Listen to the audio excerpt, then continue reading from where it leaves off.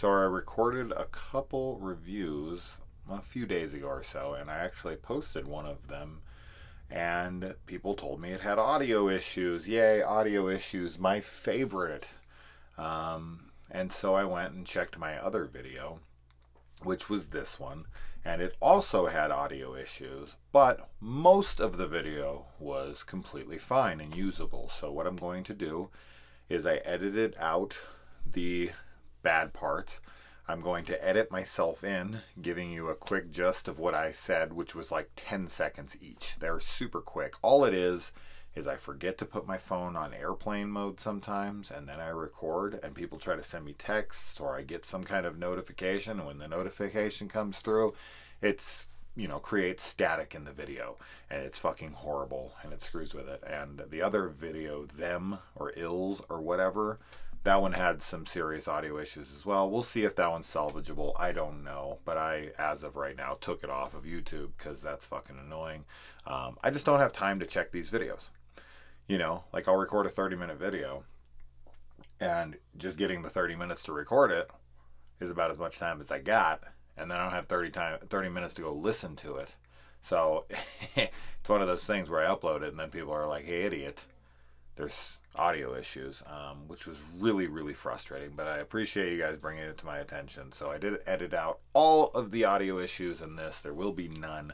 But anyways, there'll be little cuts, and it'll be obviously me right now telling you what was supposed to be in there. So anyways, enjoy Stephen King's Saturday. Welcome to Stephen King Saturday. Tonight we're going to be talking about David Cronenberg's The Dead Zone, based on the novel by Stephen King, and this is starring Christopher Walken, who at one point in this movie is Christopher Can't Walken. He's unable to walk in. And then he's Christopher Limpin.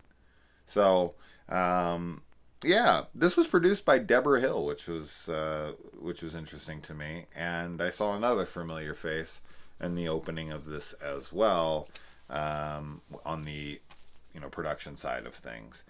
Okay, so what I was saying here is that Dino De Laurentiis, however you say that guy, Laurentiis? We'll go with that one. He was a producer on this film, and he also produced Halloween 2 along with Deborah Hill, so that there was some connectivity there to the Halloween franchise, and that I also hadn't seen this movie in a while. So that's what I was saying during this 10 seconds of audio static. Moving on to the next one. And I have seen a decent amount of the television series with Anthony Michael Hall, which I quite liked. All I was saying in here is that I thought that the TV show was cool, and then that I thought Christopher Walken did a good job in his performance here. That was it. It was real quick. I think Martin Sheen is great. We don't get a lot of time with Martin Sheen's character, but what we do, I think he plays that kind of full of shit politician pretty damn well. And I also like that multiple times throughout this movie, he mentions the story Sleepy Hollow, which of course kind of foreshadows what he does later on when he works on Sleepy Hollow with Tim Burton as the Headless Horseman. So that's cool. And this would have been 10 years before he did that or so, but I need to watch that again. Sleepy Hollow is a cool flick that I haven't seen in a long while, but it's a cool one. It's definitely back when Burton was making really, really neat films, and unfortunately he doesn't seem to make films that I'm all that pleased with anymore, which that's okay. I mean, if some people are liking them, that's all that matters, right? But I really wish that he could return to his roots and do something more like in the line of, obviously Beetlejuice or Edward Scissorhands or even Sleepy Hollow. But Ed Wood, as I said many times, is my favorite personal Tim Burton film. But anyway, so we have got his him and his girlfriend have been dating for a while, and he's actually the one that is holding off on sex with her. She's like pushing for the sex, and he's like, no, we'll wait for marriage. It's just going to make it so much better. Um, yeah, I mean, I don't know. Am I supposed to believe that at his age in this, that he's not had sex? Like, is he a virgin in this movie? Does he lose his virginity to this girl 5 years later when he wakes up and she has an affair on her husband? Is that and then he dies? So the guy has sex one time in his life and dies? That's brutal if that's the case. I mean, that's what I would surmise, right? I mean, he wants to wait till marriage. What kind of person wants to wait till marriage who has already had sex? How many people have done that? I don't know many. I don't know any off the top of my head. Like, I've had sex before, but I want to wait till marriage. That doesn't really line up, right? So you're either a virgin and you do that or you're not. I'm not saying it's not possible. It's just highly unlikely, I would imagine. So this dude only had sex one time. You know what the dead zone is? His bedroom. That's where the real dead zone is. Holy fuck, man. But then he leaves her house. Of course, everything's perfect and everything's wonderful. And then he gets in his car and slug bug, boom. And he drives that and he gets in this accident, which this isn't filmed very well in that moment because the car accident really just does not look that bad. And it sure as shit does not look like a wreck that's going to put you in a coma for 5 years. That being said, crazier things have happened, right? People have broke their neck at like 25 miles per hour. It just, crazy shit happens. You never know. I'm sure people have broke their neck even at slower speeds than that in their car. But yeah, so he wakes up. It's 5 years later, and of course his chick has went off, got married, had a kid, the whole works. So I don't know how long they were dating. They were talking about marriage, so they should be pretty serious. I will say this. I think his girlfriend in this movie, or his ex-girlfriend who's married now, is a bit of a cunt. She's a bit of a cunt. I don't think she's a horrible person from everything I got from her in this, but she is like a bit o cunt. That's what her candy bar would be named. Hey, can you give me a bit o cunt? That's, not very tasty though. The shit she pulls on him in this, I'm just like, are you fucking serious? What in the fuck is wrong with you? You should just apologize and just kind of move on. But God, imagine, like, I can only imagine, like, sitting here right now and my girlfriend goes into a coma. How long do I wait? I don't know how, as I said, I don't know how long they've been dating. Like, my girlfriend and I have been dating for about a month and a half. And I'm fucking nuts about her. I am fucking out of my mind crazy about this girl, legit. How long would I wait for Kaylee to wake up out of a coma? I don't know the answer to that question, obviously. You never know until you're in it. I don't know. 5 years.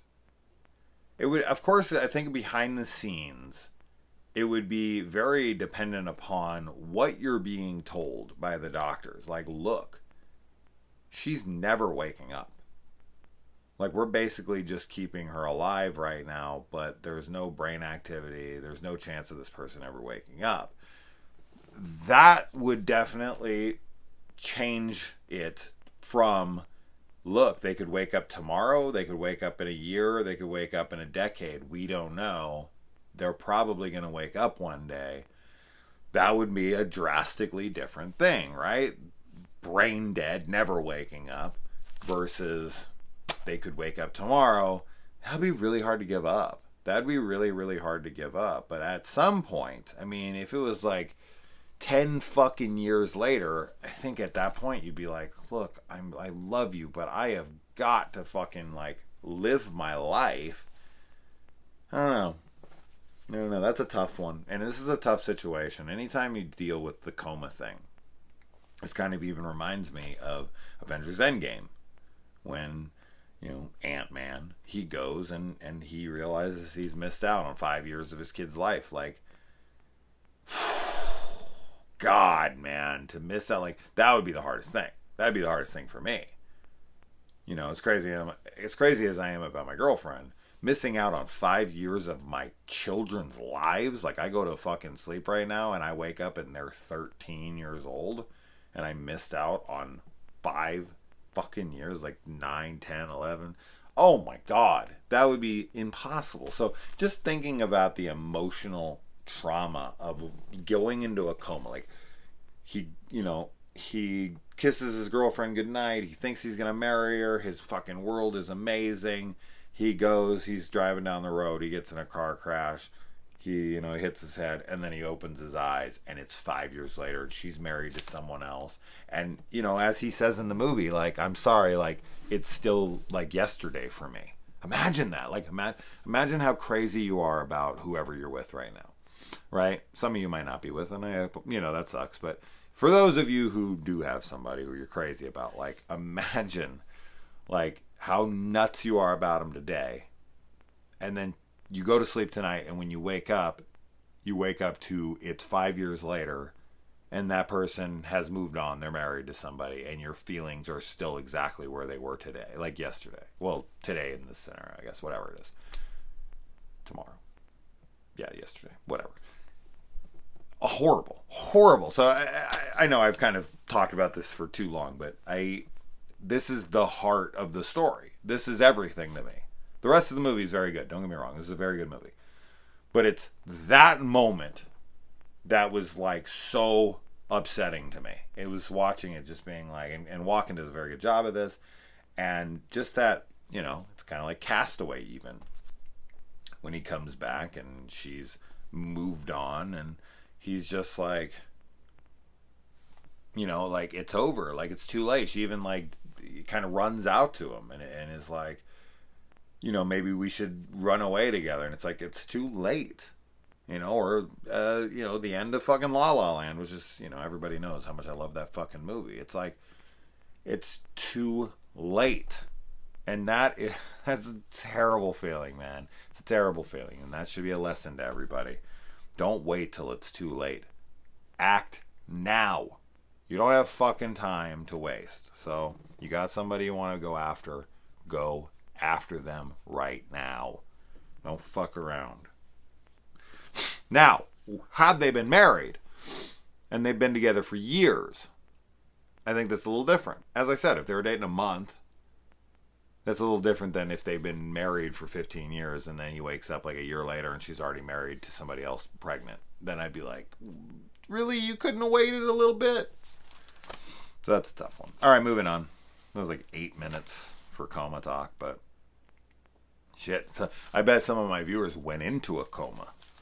I talked about that for so long.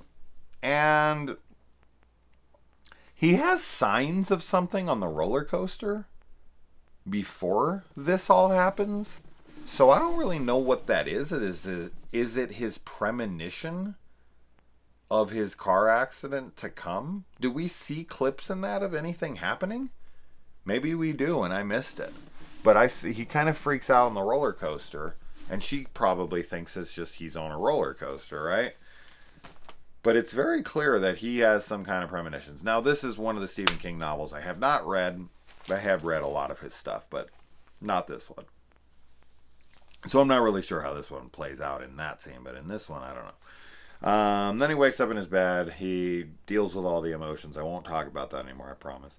And then he sees visions of this girl who is trapped in a burning house, and he even lets this bleed into his own existence, which is really not done very much in the film, and I feel like is kind of a missed opportunity. I feel like the visions should have bled into his reality when he's in the vision. And it doesn't have to be used for like when his bed's on fire, he'll catch on fire, and then he has to put himself out. I don't want him bleeding into the world like that. I want them bleeding into the surroundings of what he's in, because he's half there, half not. I just think that was really cool visually, and kind of makes sense for what he's doing in there. But of course, when people wake up with powers, they can always run into people whose kid is dying in that moment, or somebody who is lying and you can call them out, or somebody who has this and you can help, or like they always run into people who need that right then and there in that moment. And it's the convenience of film, and it's just something you've always got to accept if you're going to watch film. Even he reunites the doctor with his long lost mother, they were separated in the fucking war and everything, but the doctor does not use it. He's just like, no, this isn't right. This isn't what's meant to happen. Like, what you have is unnatural.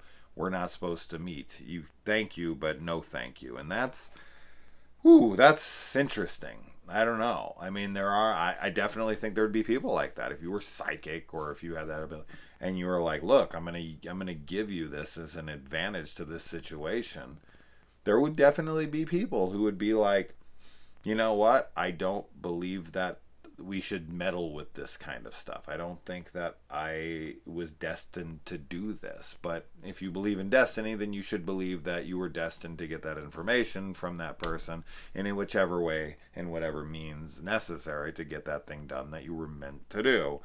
But I don't know. I guess it's not a moral thing. It's more of like he's respecting the natural order, I guess, is what his viewpoints on it are. So yeah, I thought that was a pretty interesting thing. But I definitely think it's very likely that there would be people who would do that. Like, no, I don't want to use that. Then the reporter comes and tries to call him out, and the reporter, I guess, happens to have a sister who committed suicide or attempted to or something. He calls him out for it right there. So he's definitely got a darker side to him in this. I don't think he's like the squeaky clean protagonist of the film who the whole world's against him and this and that. Like, he lashes back out at this guy. He's pissed off. He uses some really sensitive private information against this guy in a spotlight with other colleagues of his. So I don't know. That's intense. But he's suffering from what he's suffering from, and I don't blame him. This guy's a dick. So push him off. And then his mother actually ends up having a stroke because of the display of his powers. This is like the vulgar display of power that Pazuzu in The Exorcist was talking about exhibiting. Like, he shows off his powers and she goes straight into a stroke and ends up dying. We get the mention that this takes place in or around Castle Rock, so some obvious Stephen King stuff here. And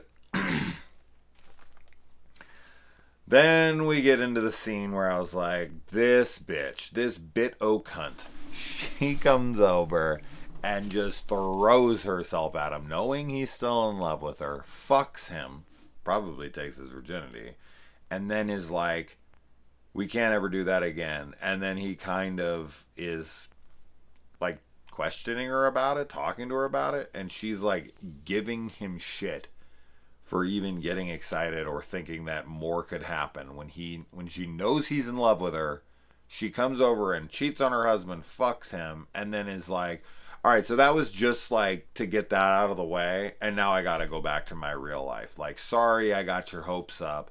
Sorry I just used you for a quick bang because it made me feel better about the fact that we never got to do that once upon a time. But now I need you to stay away from me because I'm married and get a life. Like, whoa, what the fuck? No, not cool. Not cool. Like, I don't care. Even if it was the greatest goddamn sex that's ever been and ever will be, that's maybe even be worse He finds out that their sex would have been amazing, and he missed out on it. Like, there's just no good scenario in which this is okay. But this isn't a knock. What I said here was that, I asked the question, like, are there people like this out there, like this chick? Like, is this bad writing or anything? No, absolutely not. There are absolutely people out in the world like this woman. And then I go into what I say now. That don't mean I gotta like that character, but the actress is the character's well written, and she's a total, bitch. So there you go. And we've got shears as a murder weapon. So some good old fashioned hair shears. And then the guy who is about to be caught because he uses his powers to catch the cop who was the killer of this. It's more of an investigatorial thing for a bit, which is what the TV show is more about, which I could watch for a long time. Like, I'd be totally fine going back and rewatching all those seasons, because you have shows like Psych, or you have shows like iZombie or something, where they're pretending to be psychics working for the police department. I think that Patricia Arquette Medium show, isn't that what that's about? She's like a psychic that works for the cops. But this character in particular, working with the cops and solving murders and going around and just kind of, it's a great concept for a show, and I definitely would like to get back to it. So, yeah, I dig that. So, and lastly, this is the last audio issue. I only had 4 of them, and they were only like 5-10 seconds a piece, but they had to go. They were horrid. They were so loud. Anyway, this was just the guy stabbing himself with shears. So he like opened up his mouth, and he jammed him into something, and then he takes his mouth and he just and he kills himself. And this is where I get into how brutal I think it was. Brutal. What a horrible way to die. What a horrible way to die. And then the mom, who's kind of in on it, she knows about it, she tries to kill the Christopher Walken and the cop. That doesn't go so well for her. And then he comes, the ex-girlfriend, bit of cunt, boyfriend, or husband, I'm sorry, comes to the door, and he's like, he tells Christopher Walken, he's like, yeah, she talks about you all the time, and kind of gives him the look of like, what are you up to, motherfucker? Which is like, really? You go home and you just talk to your husband all the time about this dude who woke up from a coma, and you're out banging him and then telling him like there can't ever be anything, and how dare you think there's ever going to be anything even though your dick was in me like 2 seconds ago?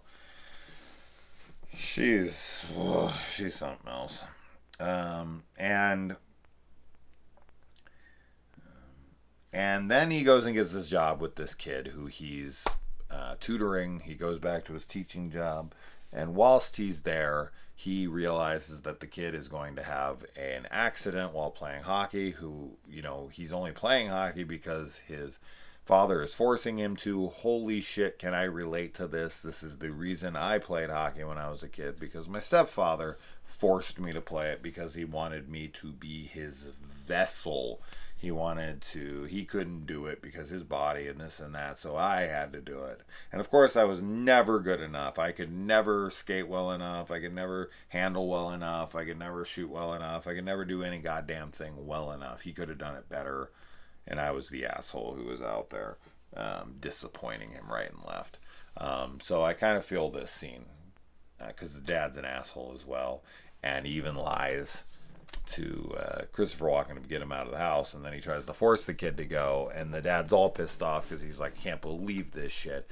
And then he gets 2 kids killed because he doesn't cancel it like he should have, and he's an asshole. But it's cool that the premonitions that he's seeing are to be determined, and he can actually alter them, and we do alter multiple events throughout this film. So that's something that typically isn't true in these movies. It's always like, oh, well, fate is fate. And they always end up, no matter what they do, it always ends up doing the same thing it was always going to do, just not in the way of getting there as you may have thought that would have gotten there. So, yeah.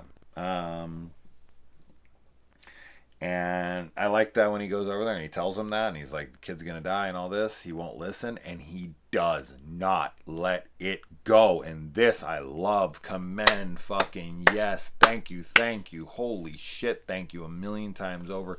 He takes like a vase or a fucking glass or whatever the hell it is, and he throws it against the wall, and he's like, no, you're gonna listen to me, kind of shit. And it's like, yes, that's what you gotta do. I hate watching movies where people know somebody's gonna die, or they're trying to tell somebody and people won't let them talk and they just let them walk away. And I'm like, I would grab that motherfucker by the back of their head and I would yank that shit backwards. I would rip their goddamn hair out of their head and be like, you're gonna goddamn listen to me. Multiple children are going to die, and I don't need your lack of faith or belief in me to stand in the way of these children's safety. So fuck you. I will break your goddamn arms right now if you don't listen to me. Like, you know what I mean? I like that. I like that he's so aggressive about it, and it ends up saving that kid's life. And it's not even, he doesn't even do it for the fame or you know, the recognition or anything, which is something I would struggle with because I always want the recognition.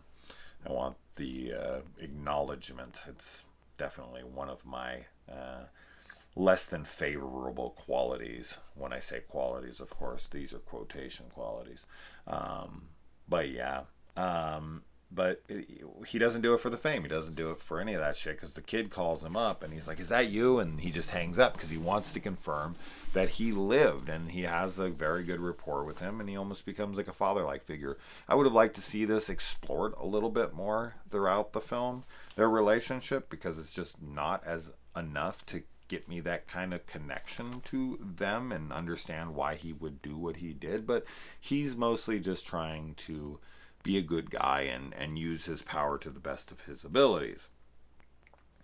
And that guy has to just deal with the fact that he got multiple kids killed. I'm sure he'll justify it in whatever way he wants, but there you go. And then we get the premonition that this dude's going to become president, and he's going to drop nukes who God knows where, and he's probably going to just, you know, speaking of Endgame, he's got the real Endgame going. And then we get that philosophical question that he poses.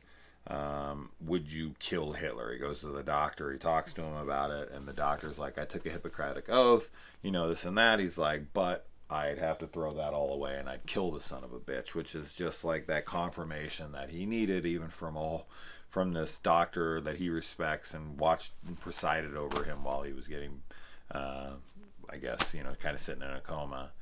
He was like, I'd kill him. That's that. And so he's like, done, sealed, delivered, end of discussion. So I like that stuff. And then he goes and he tries to kill this guy, but he kills his career by the fact that Stilson, right? Greg Stilson, isn't that his name in this? Whatever. The guy running for office, he grabs a baby and he puts it in front of himself as a human shield. Goodbye, dunzo. I don't care who you are. You can be whatever fucking politician you want. You grabbed a baby and held it in front of you when people started shooting. I don't care. Yeah, of course, you'd have your die-hard supporters who are never going to turn their back on you, no matter what. But then the rest of the fucking party or affiliation are going to be like, did you really hold a child in front of you to block the bullets? Like, wow, you cannot be our leader. So, great moment right there. This, I love, is how he gets rid of him. But, unfortunately, he does have to die. Which is a total shame and just seems kind of unnecessary, but he does, and then the movie just ends. It's that old school movie where there's no lingering, there's no funeral for him, there's no conversation between the wife that cheated on her husband and maybe the husband, or maybe, you know, whoever the fuck. We don't have that in this movie. He dies, the end, credits, get gone. So yeah, and yeah, I like how I love that that Stiltson's, I think that's his name, Martin Sheen's henchman, who's like hired on to be morally bankrupt and do whatever the fuck he wants, and even he looks at him like, you just use a child as a bulletproof vest, like I'm out of here. He bails on the guy because he's just like, even me, even the evil henchman, this is too much for me. I can't do it. So you're fucked. But yeah, yet again, I would need the credit though. He saved the population. He saved possibly the entire world with what he did. So for me to look like my legacy is that I got into a coma and then I came out of it, and all I did was try to assassinate some no-named politician, and that's my legacy. I'd have to leave some kind of a tape behind saying, hey, listen, this is who this guy actually is. You know, this is why I'm doing it. I almost made it through the whole video. I was done too. I was right there. I was out of here. But anyways, I am done. So, damn. Just needed 2 seconds. Yeah. So, Stephen King's Saturday's return. I'm actually going to go watch some Friday the 13th special features so I can get to that fucking Friday the 13th Slasher Sunday special features video. So, anyways, guys. Anybody seen the TV series? What did you think? I quite like it, but who else? Anybody else a fan of that show? And what do you think about this movie? Where do you find that this falls in the Cronenberg filmography? I will say this film feels nothing like Cronenberg to me. It's funny. I was watching. I was just like, there's not a lot of style. When the bed is on fire and he's in there and he's calling out, that feels Cronenberg-esque, but not a lot else. Not a lot else. It just feels like a very straightforward film to me and doesn't have a lot of that Cronenberg style to it. I'm not saying there's no style. There's some, but it doesn't feel like a Cronenberg. Yeah, that's 2. Good night. Adios.